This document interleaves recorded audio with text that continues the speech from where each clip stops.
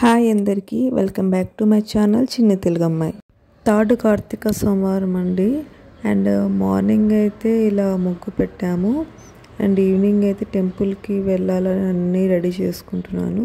ఇక్కడైతే పసుపు కుంకుమ అండ్ ఒక్కలు అక్షంతలు ధూపం వాటర్ అగరబత్తులు ఆయిల్ ఆకులు దేవుడికి పిండి దీపాలు పెట్టడం కోసం అయితే ఇక్కడ ప్రిపేర్ చేస్తున్నానండి.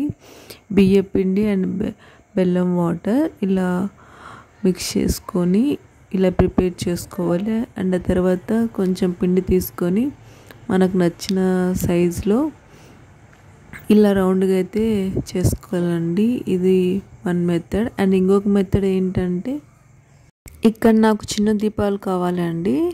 అందుకోసం నేను చిన్న సైజులో ఉన్న క్యాప్ తీసుకున్నాను. దానికి ఆయిల్ అప్లై చేసి ఇలా ప్రెస్ చేయాలి. మనం క్యాప్కి ఆయిల్ అప్లై చేయడం వల్ల పిండి అనేది క్యాప్కి స్టిక్ కాకుండా ఉంటుందండి. ఈజీగా వచ్చేస్తుంది.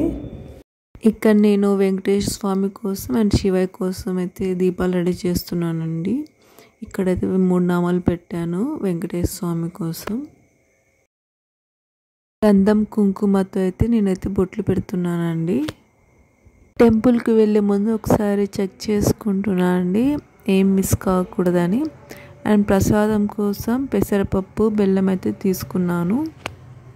బయట దీపాలు పెట్టడం కోసం ఇక్కడ బియ్యపిండితో అయితే ముగ్గు వేసానండి. అండ్ తులసమ్మ దగ్గర ముగ్గు వేసి దీపాలు అయితే పెడుతున్నాను.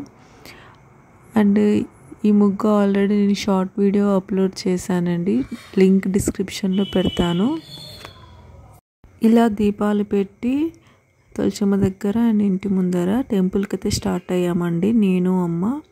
అండ్ మేము వెళ్ళే టెంపుల్ ప్రథమానంది టెంపుల్ అండి, నంద్యాలలో ప్రథమానంది టెంపుల్. ఎంట్రన్స్లోనే చూడండి ఎంత కలర్ఫుల్గా ఉంది కదా లైట్స్తో. ఇలా ఒక చిన్న బాటిల్తో వాటర్ అయితే తెచ్చుకోండి. అండ్ ఎందుకంటే మనం దీపం పెట్టి ప్లేస్లో నీట్గా క్లీన్ చేసుకొని పసుపు వేసుకొని బియ్యం పిండితో అయితే ఇలా ముగ్గు పెట్టుకోవాలండి. పెట్టుకున్నాక అండ్ పసుపు కుంకుమ వేసుకొని పూలు అయితే పెట్టుకోవాలి. అండ్ ఆ తర్వాత ఇక్కడ నేనైతే పసుపు వినాయకుని అయితే చేస్తున్నానండి.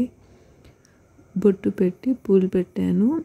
అండ్ ఇక్కడైతే నేను 365 ఒత్తులు అయితే వెలిగిస్తున్నానండి. అండ్ ఉసిరి దీపాలు కూడా పెడుతున్నాను ఇక్కడ. ఇలా మనం దీపాలు అయితే పెట్టాక శివాష్టోత్రం లింగాష్టకం బిల్వాష్టకం శివాష్టకం ఏదో ఒకటి చదువుకుంటే చాలా మంచిదండి. అండ్ మనము దీపాలు వెలిగించేటప్పుడు అగరబత్తితో వెలిగించాలి.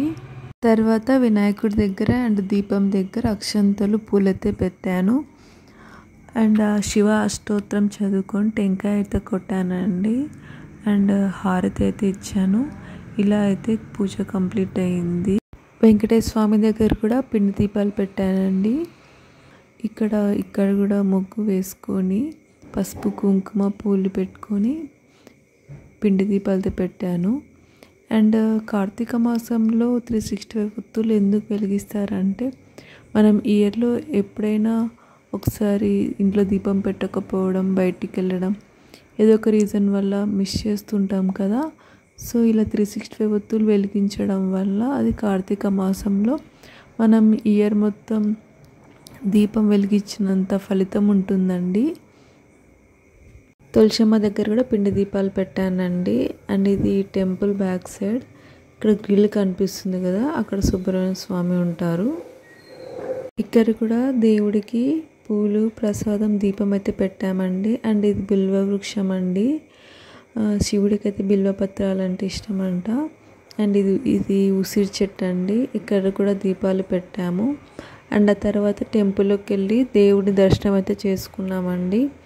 అంతే అండి ఈ వీడియో మీకు నచ్చినట్టయితే లైక్ చేయండి, షేర్ చేయండి, సబ్స్క్రైబ్ చేయడం మర్చిపోకండి.